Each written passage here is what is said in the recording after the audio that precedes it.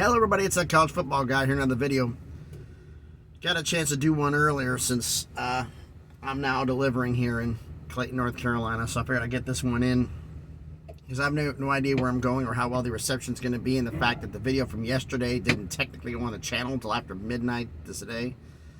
We're going to start doing the videos earlier. So we did Michigan yesterday for a college schedule preview. Today it's Ohio State. The same thing we do with all the schedule previews here. We look at the schedules, non-con last year versus non-con this year.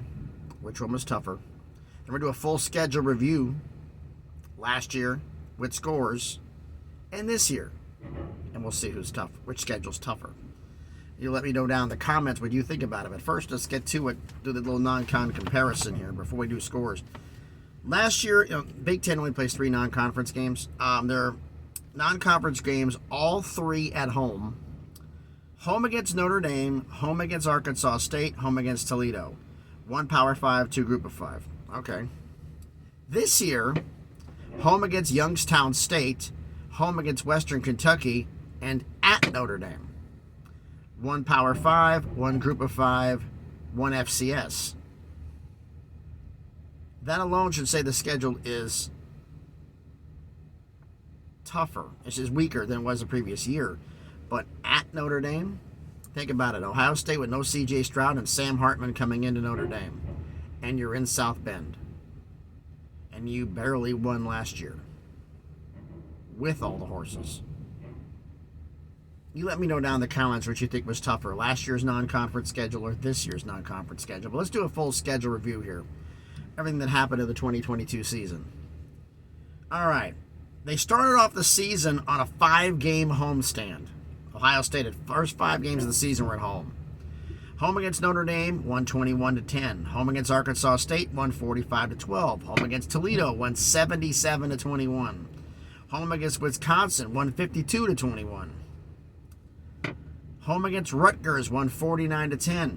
Then they went at Michigan State and won 49-20. That's an impressive win. Then they had the bye week. They were home against Iowa and their anemic offense. Yeah, they won 54-10. At Penn State, won 44-31. At Northwestern, won 21-7. That surprised me that Northwestern was limiting their scoring and as well as they did. Home against Indiana, won 56-14.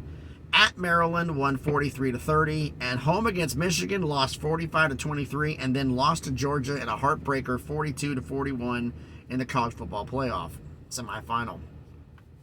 This year's season, they start the season with a conference game at Indiana, week 1. Well, they beat them by 40-something points on here. Then they're home against Youngstown State, home against Western Kentucky, and then at Notre Dame. Then they get the bye week. They're home against Maryland, at Purdue, home against Penn State, at Wisconsin, at Rutgers, home against Michigan State, home against Minnesota, and then at Michigan.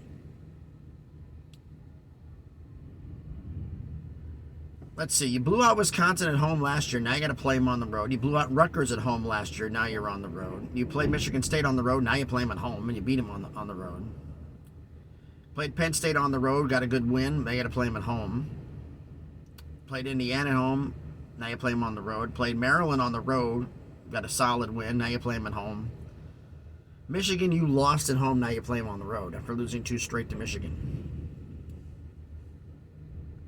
So let's see here for the conference games what got swapped out, so to speak. So Iowa got swapped out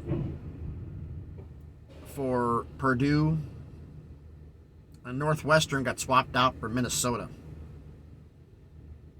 That makes it tougher. Because Minnesota's going to be a good, solid team. Purdue, even though they lost a lot of talent, I think they're still going to be a solid team this year. Maybe not conference division champs, but they'll be a solid team. I'm not even sure if divisions are still going in the Big Ten this season. I think they still go for 1 more year, and then they go divisionless when SC shows up. SC and UCLA. The key games they had last season, versus Notre Dame, Michigan State, Penn State,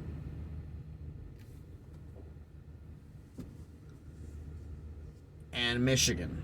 I would even say that Maryland was a key game. Maryland was a tough team. They're going to be a tough out this year. A lot of people are sleeping on Maryland. But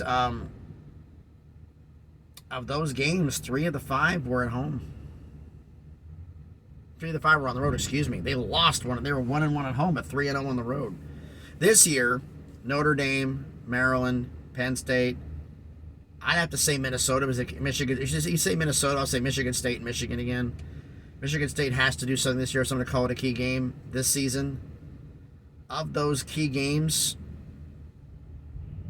2 were on the road. Notre Dame and Michigan.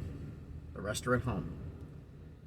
I look at the schedule top to bottom, and it's honestly, considering non-cons and conference games, this might be a push between both schedules.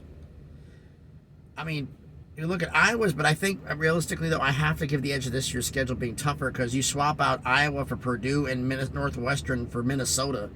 That's 2 tougher teams here. But we don't know how well the other 2 are going to perform, so that's changes that philosophy. But I think all in all, I think, thinking about it, I think the schedule this year is tougher than last year's. But let me know down in the comments what you think. You think last year's schedule was tougher than this year's? Or is it the other way around? This year's tougher. So thanks everybody for watching the video. I've been sitting here at the dock for 40 minutes and they still haven't even taken one skid off this thing yet. And I'm already 30 minutes past my appointment time. I got here 15 minutes early and they haven't even started yet. Yeah. So thanks everybody for watching the video. If you haven't done already, please hit the thumbs up and smash the like button. Helps with the algorithm, helps the video be seen by more people. As I said, comment on the video. I want to hear what you think about Ohio State's schedule.